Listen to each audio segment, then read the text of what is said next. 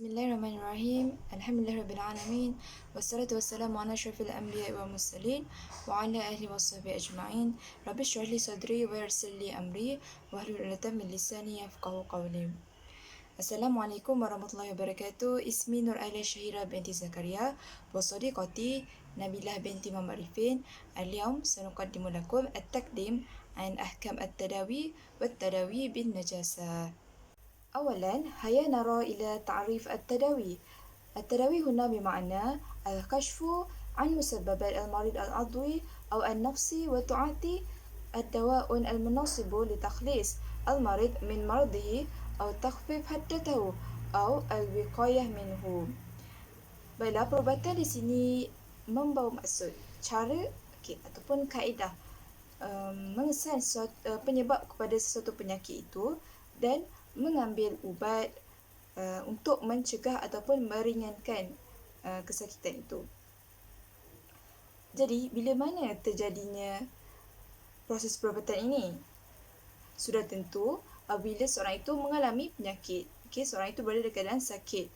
Al-marid huwa khuruj al-jismi an mujarri at-tabi'i wal mudawwatu raddun ilaihi wa raddu yakunu bil muwafiqu min al-adawiyah al-mudadah lil marid.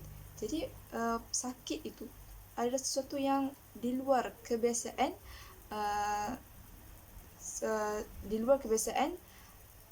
badan kita sendiri. Isti'mal ma yakunu bihi shifa al-marid biiznillah ta'ala min aqar aw ruqyah aw ilaj tabi'i katamthil wa nahuhu. Jadi dengan izin Allah, suatu penyakit ini dapat diubati. Kita akan guna seperti menggunakan dadah ataupun ruqyah ataupun perubatan semajadi. Summa fi dalil wa hukum at-tadawi al-qawl al-awwal an at-tadawi mubah wa huwa madhhab Hanafiyah wal Malikiyah. Al-adalah li hadzal qawl حدثنا أبو بكر ابن أبي شيبة وهشام ابن عمار قال حدثنا سفيان ابن عيينة عن زياد ابن علاقة عن أسامة بن الشارق قال شهدت الأعراب يسألون النبي صلى الله عليه وسلم علينا رجل في كذا فقال لهم عباد الله ودع الله الحرج إلا من اقترد من عرض أخيه شيئا فذاك الذي حرج فقالوا يا رسول الله هل علينا جناح أن نتداووا قال تداووا عباد الله فإن الله سبحانه لم يضع داء إلا وضع معه شفاء إلا الحرام قالوا يا رسول الله ما خير ما أعطي العبد قال خلق حسن. Jadi untuk dalil yang pertama mengenai keharusan untuk berubat, kita telah ada peristiwa pada zaman Rasulullah SAW. Usamah bin Syariq telah terdengar sabda Nabi SAW kepada jawapan soalan seorang badui, iaitu orang kampung, mengenai berubat. Sabda baginda SAW, ya wahai hamba-hamba sekalian, berubatlah. Sesungguhnya Allah tidak memberikan kepada kamu penyakit kecuali terdapat bersamanya penyembuh, iaitu penawar, kecuali satu penyakit. Sahabat bertanya, apakah satu itu ya Rasulullah? Jawab baginda, sakit tua. Jadi ini menunjukkan suruhan Rasulullah SAW untuk berubat apabila ditimpa penyakit. Summa fi hadithani an Malik an Zaid bin Aslam anna rajula fi zaman Rasulullah SAW asabahu jurhun fahtaqana al-jurhu الدم وأن الرجل دعا رجلين من بني أنمار فنظر إليه فزعم أن رسول الله صلى الله عليه وسلم قال لهما أيكما الطب فقالوا أو في الطب خير يا رسول الله فزعم زيد أن رسول الله صلى الله عليه وسلم قال أنزل الدواء الذي أنزل الأدواء.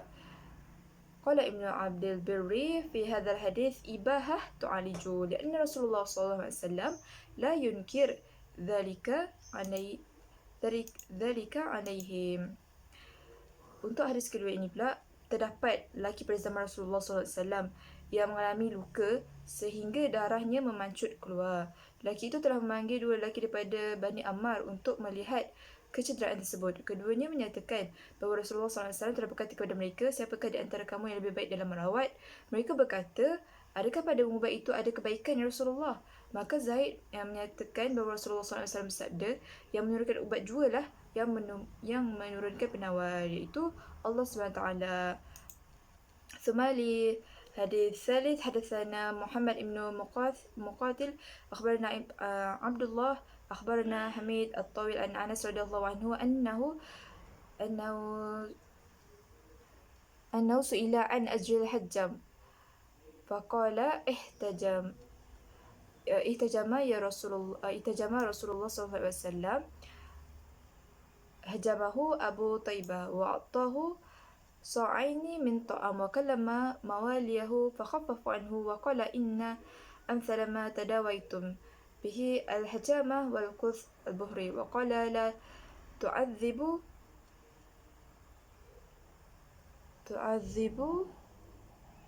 سينكم بالغمز من العذرة وعليكم بالقوس. Jadi untuk hadis ketiga ini menceritakan mengenai keharusan untuk berbekam sebagai salah satu alternatif untuk perubatan. Yang keempat, an Abi Hurairah radhiyallahu anhu an Nabi sallallahu alaihi wasallam ma anzalallahu da'in illa anzalallahu shifa. Jadi untuk hadis keempat juga bermaksud tidaklah Allah menurunkan satu penyakit melainkan Dia turunkan pula penyembuh. Jadi ia menunjukkan untuk setiap penyakit adanya penawar, adanya penyembuh. Maka ikhtiar manusia itu sendiri diperlukan untuk mencari penawar terhadap penyakit yang dihadapi. ثم في هذا القول الثاني أن التداوي مستحب وهو مذهب الشافعي واختاروا من حنابلة القاضي وابن عقيل وابن الجوزي واختار الوزير ابن هريرة في الإفصاح. قال ابن القيم وفي قوله صلى الله عليه وسلم لكل داء دواء تقوية لنفس المريض والطبيب وحث على طلب ذلك الدواء والتفتش عليه. Jadi untuk pandangan kedua ini sama je sebenarnya dengan pandangan pertama. Untuk pandangan kedua ini at-tadawi mustahibu, perubatan dibenarkan, diizinkan. ثم القول الثالث أن التداوي واجب وهو مذهب طائفة قليلة من أصحاب الشافعي وأحمد. Untuk pandangan ketiga pula yang di mana segelintir pandangan daripada mazhab Syafi'i yang mengatakan bahawa perubatan ini wajib. Istadillu bil hadis allati fiha al-amru bit tadawi ka hadis Usamah bin Syariq as-sabiq wa fil amri bit tadawi. Seperti mana yang telah nyatakan dalam hadis Usamah bin Syariq tadi. Wa ka hadis Abi ad-Darda anna Rasulullah sallallahu alaihi wasallam inna Allah anzala da'a wa dawa'a wa ja'ala likulli da'in dawa'an fatadaw wa la tadawaw biharam. Sungguhnya Allah yang menurunkan penyakit dan ubatnya dan menjadikan bagi setiap penyakit ada ubat, maka berubatlah, tapi jangan sekali berubat dengan sesuatu yang diharamkan.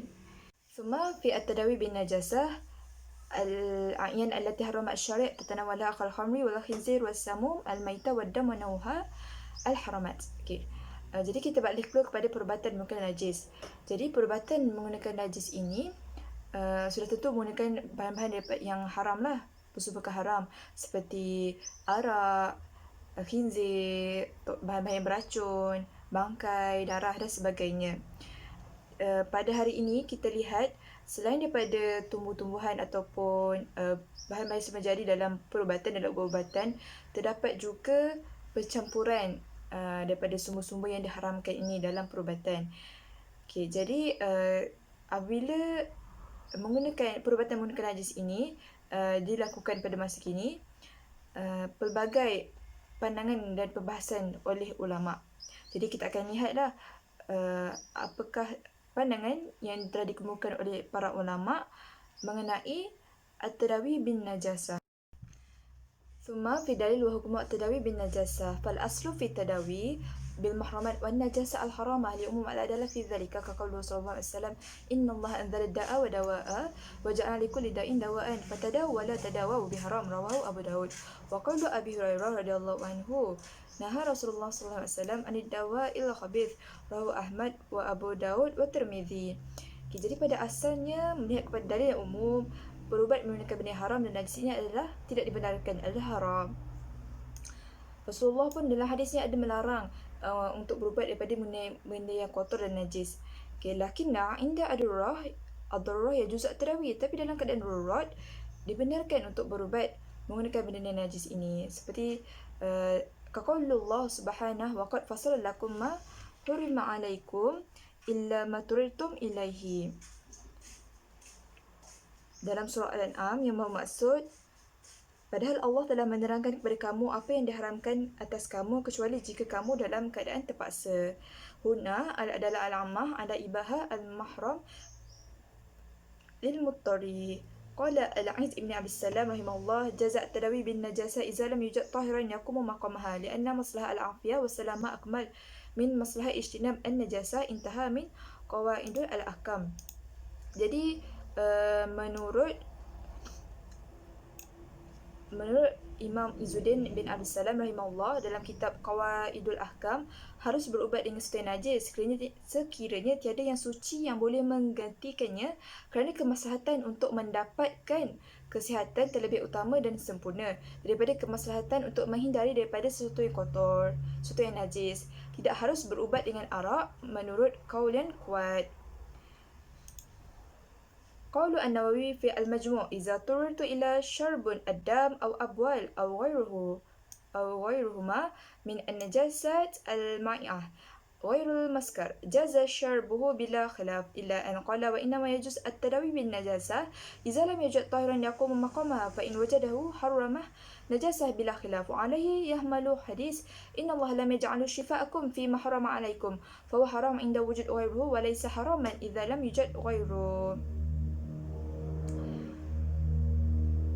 Berkata pula Imam An-Nawawi dalam kitab Al-Majmu', apabila seorang terjerumus ke dalam kemudaratan yang memerlukannya untuk minum darah atau air kencing atau selain keduanya daripada benda najis-najis yang cair selain yang memabukkan, maka harus untuk meminumnya tanpa ada perselisihan di kalangan ulama, sehingga boleh berkata harus untuk berubat dengan benda yang najis sekiranya tidak terdapat alternatif yang suci yang boleh menggantikannya.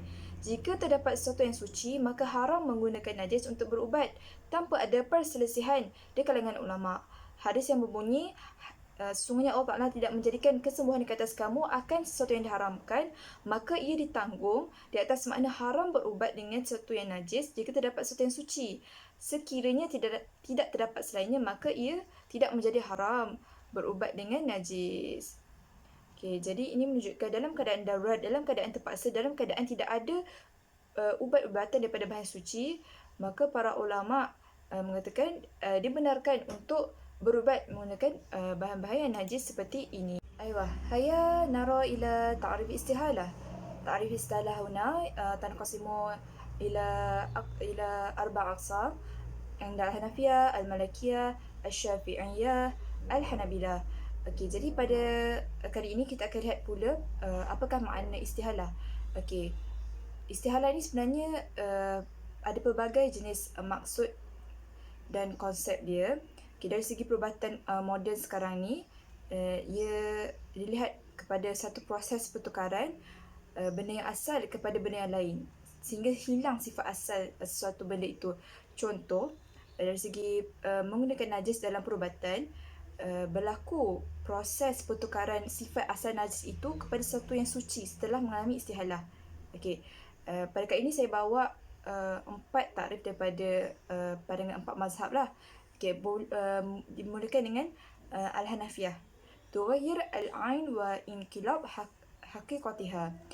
Thumma fi Malikiyah qala min mawahibu al-jalil fi siyaqul kalam an taharah فإذا المسك وإنما حكم لها بالطهرة لأنها استحالة عن جميع صفات الدم وخرجت عن اسمه إلى الصفات واسمه يختص بها فطهرت لذلك. ثم في شافعية تغير صفات الشيء بأن ينقلب من صفة إلى صفة أخرى كميتة وقعت في مولها فصارت ملحا أو إهرقت فصارت رمضان. في حنبلة استفعال من حال شرب شيء عما كان عليه زالا وذلك مثلا أن تصير العين الناجسة رمدا أو غير في ذلك. Okey, untuk mazhab Hanafi, mazhab Hanafi, perubahan benda najis dan pertukaran, iaitu istilah Arabnya inqilab, hakikat asalnya kepada hakikat yang lain. Sebagai contoh, arak berubah menjadi cuka, babi khinzir menjadi garam, dan najis haiwan menjadi debu. Summa fi mazhab Maliki, perubahan semua sifat benda najis kepada sifat-sifat lain yang berbeza dan perubahan nama kepada benda lain. Okey. Menurut mazhab Syafi'i pula, perubahan kesemua sifat benda najis sehingga menjadi sifat lain seperti hilang sifat mabuk daripada arak dengan proses pencukaan. Seterusnya untuk mazhab Hanbali pula, perubahan sifat yang terdapat pada sesuatu benda. Okey, secara jumhur ulama, istihalah ini tubayyin min majmu' ma sabaqa an istihalah hiya تغير حقيقي في ذات العين بحيث تصبح بعد تغير عين أخرى جديدة ليست العين الأولى من حيث الحقيقة. Okay, jadi istihalah ni dapat dirumuskan sebagai satu proses terhadap benda-benda haram atau najis yang merubah semua bentuk dan sifat pengharamannya melalui perubahan warna, rasa dan bau sehingga terhasil benda baru yang berbeza daripada sebelumnya. Summa hukmu istihalah. Hukum istihalah min haisu tathhir biha waqa'a khilaf bainal fuqaha rahimahullah fi athar istihalah ala al-a'yan an-najisah min haisu tathhir.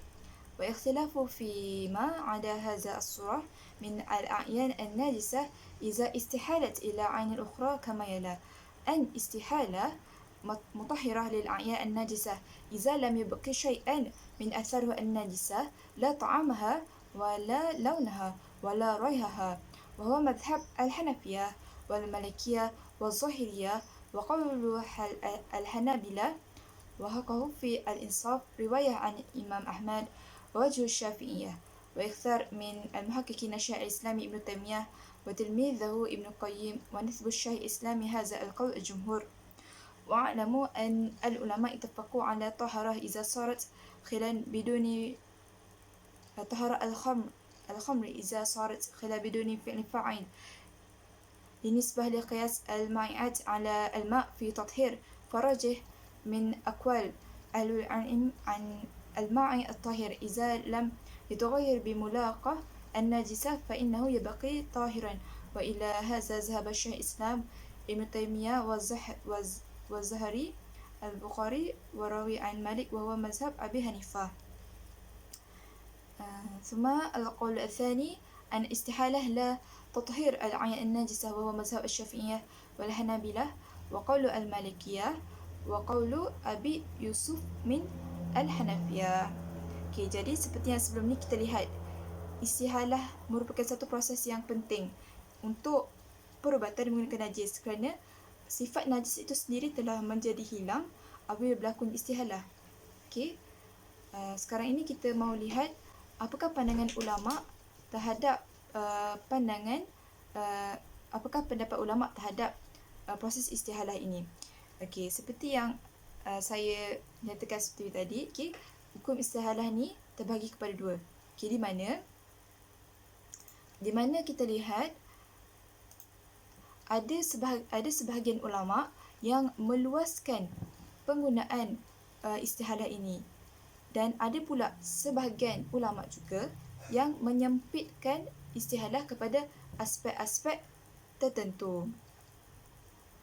Okay, baiklah.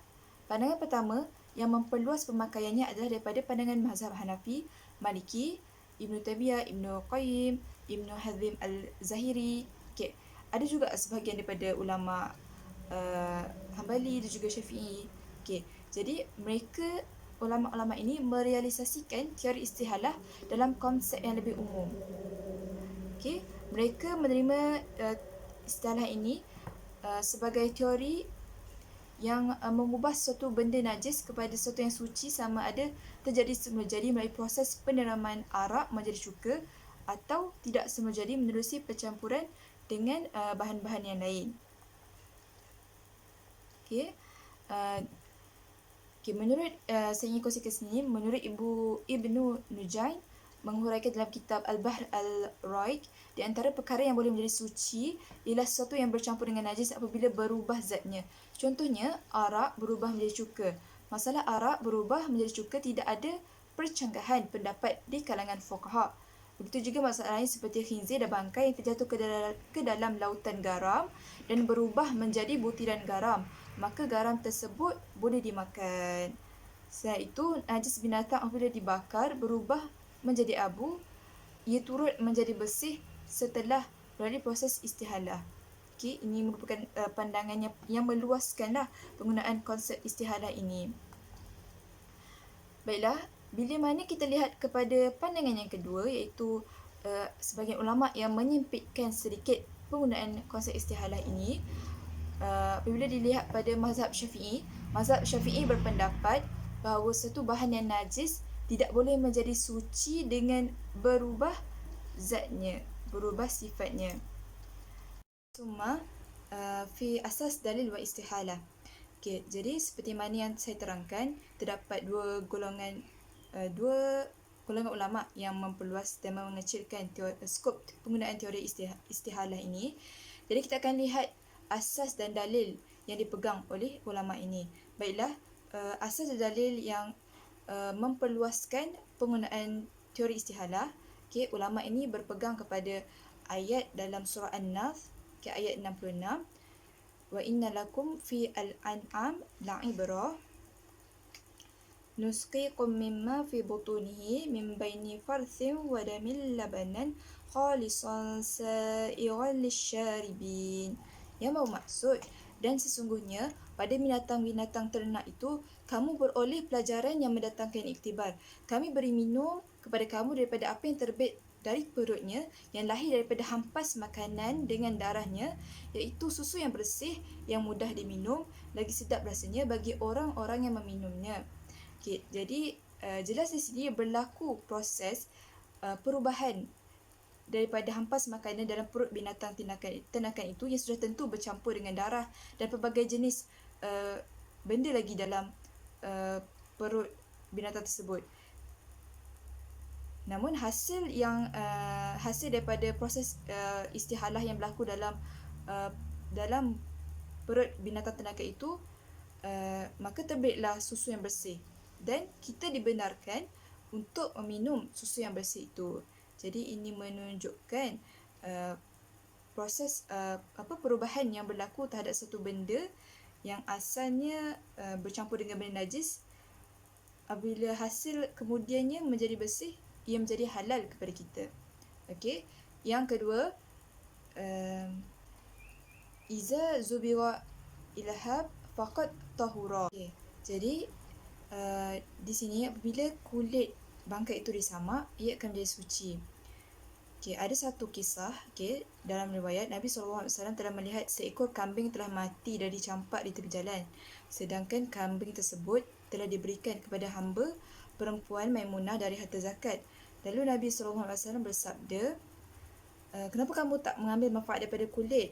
Okay, mereka pun menjawab, ia telah menjadi bangkai. Baginda SAW membalas dengan sabdanya, sesungguhnya yang diharamkan ialah memakan bangkai, bukan mengambil manfaat daripada kulitnya. Jadi, hadis ini telah menjadi sandaranlah kepada teori istihalah, di mana apabila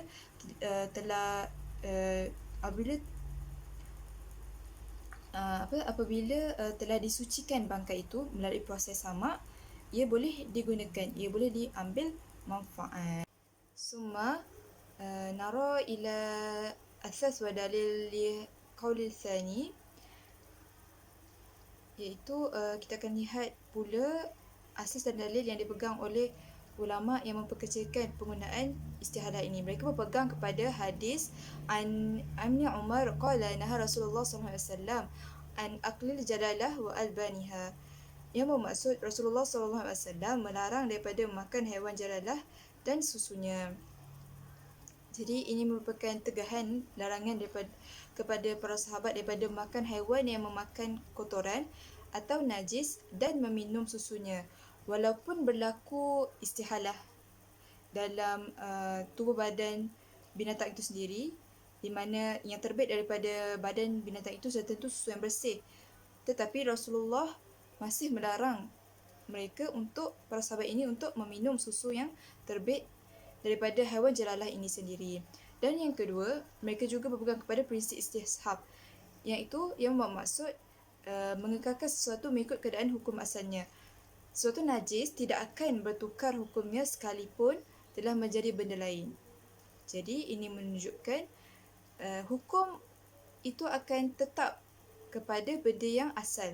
Daripada benda asal, walaupun telah bertukar menjadi satu benda lain, najis itu tetap akan menjadi haram untuk digunakan. ثم حكم الخمر من حيث الطهارة والنجاسة اختلاف الفقهاء في الخمر هل هو نجس أو طاهر على قولين. Seterusnya ialah hukum ubat yang campur dengan arak dari segi suci dan najis. Terdapat dua pendapat tentang arak, sama ada ia najis ataupun suci. Al-Qaulul awal, pendapat pertama daripada mazhab Hanafi, Maliki, Syafi'i dan Hambali berpendapat bahawa arak adalah najis ain. Wal qaulus tsani, pendapat kedua mengatakan arak bukan najis ain. Antara yang menyokong pendapat ini adalah Rabi'ah, guru kepada Imam Malik, Al-Muzni dan Daud Az-Zahiri. ثم حكم الدخول الخمر في الدواء ينقسم حكم التداوي بالخمر إلى قسمين. القسم الأول التداوي بالخمر بلا ضرورة، فهذا أجمع الفقهاء على تحريمه مستدلين بالأدلة العامة. والقسم الثاني التداوي بالخمر للضرورة، فهذا القسم اختلاف فيه الفقهاء. Pendapat pertama mengatakan pengambilan ubat dengan alkohol tanpa keperluan. Ini kesempatan para fuqaha mengatakan ianya haram berdasarkan bukti yang umum yang melarang pengambilan ubat dengan alkohol, dan perbincangannya pada bahagian yang kedua. Manakala pada kismus tsani, pengambilan ubat-ubatan dengan alkohol tu dalam keadaan yang mempunyai keperluan, dan pada pendapat ini terdapat beberapa ikhtilaf dari para fuqaha.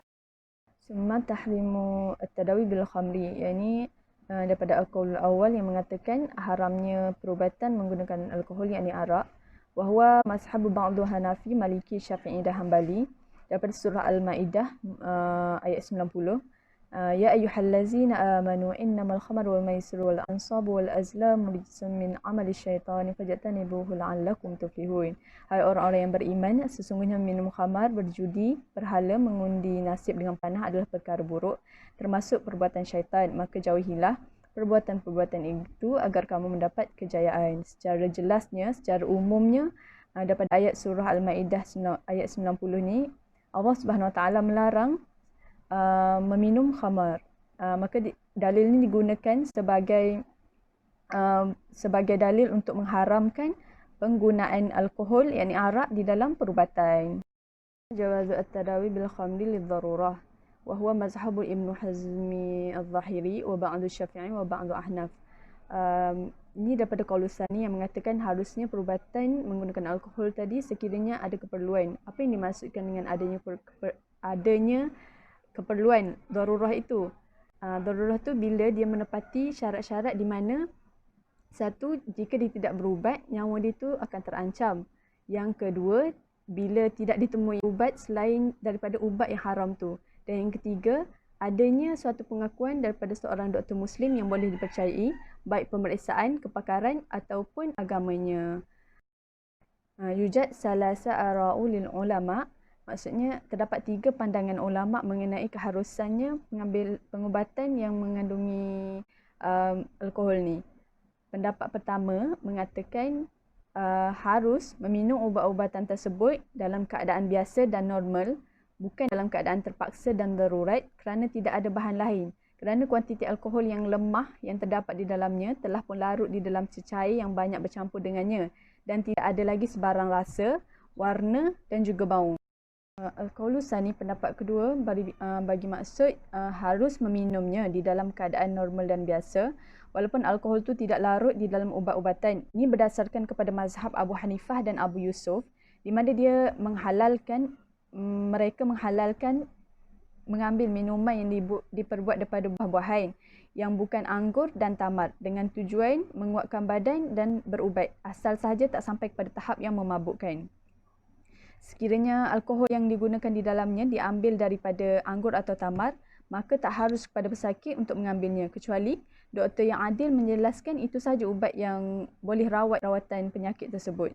Sebab menurut kecamatan ulama' mazhab Hanafi, berubat dengan benda yang haram adalah harus jika diketahui ia boleh menyembuhkan penyakit yang terlibat Dan pada masa yang sama tak ada ubatan lain yang halal yang boleh mengambil tempat ubat-ubatan yang mengandungi alkohol tersebut. Qaulul salis, pendapat yang ketiga, bermaksud harus minum ubat-ubatan tersebut di dalam keadaan darurat. Pendapat ni adalah berdasarkan kepada mazhab Asy-Syafi'i, di mana Asy-Syafi'i berpendapat arak yang telah pun larut dengan ubat-ubatan yang lain boleh digunakan untuk berubat dengannya jika diketahui manfaatnya berdasarkan kepada nasihat daripada doktor yang dipercayai lagi amanah, dan itu sahajalah ubat-ubatan yang mampu menyempurnakan penyakit itu dan tak ada ubat-ubatan halal yang lain. Summa hukmu at-tadawi bin najasah ghairul khamri. Hukmu at-tadawi bi abwali al-hayawanat wa tsani hukmu at-tadawi bi ijza'i al-khinzir. Hukum perubatan dengan najis yang bukan daripada arak. Yang pertama hukum at-tadawi dari menggunakan air kencing haiwan. Yang kedua hukum at-tadawi menggunakan bahagian-bahagian daripada khinzir. Seterusnya hukum tadawi bi abwali al-hayawanat, hukum perubatan menggunakan air kencing haiwan. Terdapat 4 pandangan mengenai hukum menggunakan air kencing haiwan. Pendapat pertama mengatakan bahawa harusnya menggunakannya dalam keadaan yang darurat.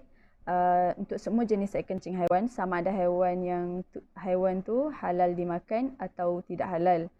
Ini menurut mazhab Asy-Syafi'i dan Az-Zahiri. Dalil yang digunakan daripada surah Al-An'am ayat 119 yang membawa maksud, sesungguhnya Allah telah menjelaskan kepada kamu apa yang diharamkannya atasmu kecuali apa yang terpaksa kamu memakannya.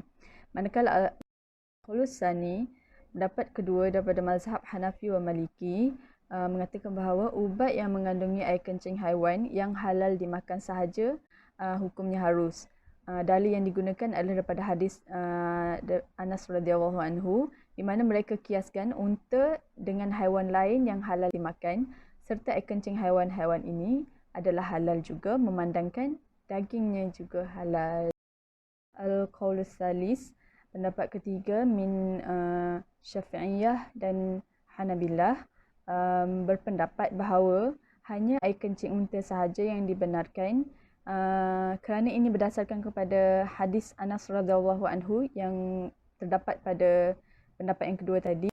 Dia mengatakan ia tidak boleh dikiaskan atas sebab di dalam hadis tersebut telah dijelaskan bahawa hanya air kencing unta sahaja yang boleh jadi ubat dan bukannya haiwan lain. Wa akhiran al-qaulur rabi' daripada mazhab Abu Hanifah dan sebahagian ulama Syafi'iyah berpendapat bahawa semua air kencing haiwan tidak boleh digunakan sebagai ubat. Mereka menggunakan dalil hadis daripada Abu Daud radhiyallahu anhu, di mana yang membawa maksud sesungguhnya Allah Subhanahu wa taala telah menurunkan penyakit dan ubat dan menjadikan bagi setiap penyakit itu ubatnya, maka berubatlah kamu dan jangan kamu berubat dengan benda yang haram. Summa hukmu at-tadawi bi ajza'i al-khinzir. Hukum perubatan menggunakan bahagian daripada khinzir. Para ulama ajma'ul fuqaha ala tahrimun tanawalu ayu juz'un min khinzir. Para ulama telah bersepakat bahawa penggunaan khinzir atau mana-mana bahagian khinzir di dalam perubatan adalah haram. Dan antara dalil yang digunakan untuk pengharaman ini adalah daripada surah Al-Ma'idah ayat 3, dan dalil yang kedua adalah daripada surah Al-An'am ayat 145. Al-Ma'idah ayat 3 memberi maksud diharamkan bagimu memakan bangkai, darah dan daging babi. Daripada surah Al-An'am ayat 145, daging disebut secara khusus kerana sebahagian besar daripada khinzir itu adalah daging. Jika tidak, ia lazim untuk kesemua bahagiannya. Ibnu Atiyah berkata, dan segala sesuatu dari khinzir dilarang sebulat suara, baik itu kulit ataupun tulang. Maka setiap perkara yang berasal daripada khinzir diharamkan secara sebulat suara oleh para ulama. Wa akhiran, sebelum kami mengakhiri pembincangan kami pada hari ini, suka untuk saya petik sedikit penjelasan yang telah dinyatakan oleh Datuk Seri Mufti kita sebelum ini, iaitu Dr. Zulkifli, mengenai penggunaan bahan yang haram dalam perubatan. Apabila ditanya bolehkah kita menggunakan bahan yang haram, pihak mufti berpendapat bahawa pengharaman perubatan dengan bahan yang haram adalah selari dengan apa yang dinaskan oleh Allah dan Rasulnya. Jadi ini yang sepatutnya menjadi pegangan dan amalan kita. Tetapi dalam kes darurat, maka ia diharuskan tetapi terikat dengan kadarnya, mengikut kepada kaedah-kaedah fiqh yang telah dinyatakan sebelum ini berdasarkan dari yang terdapat dalam Al-Quran dan juga Nas. Okay, baiklah, ini adalah sebahagian daripada rujukan kami untuk pembentangan kami pada hari ini. Kitab At-Tadawi bil Mahramat, Kitab Al-Majmu', Kitab Halal Haram daripada Yusuf Qadari dan juga beberapa website. Hadza faqat minna. Assalamualaikum warahmatullahi wabarakatuh.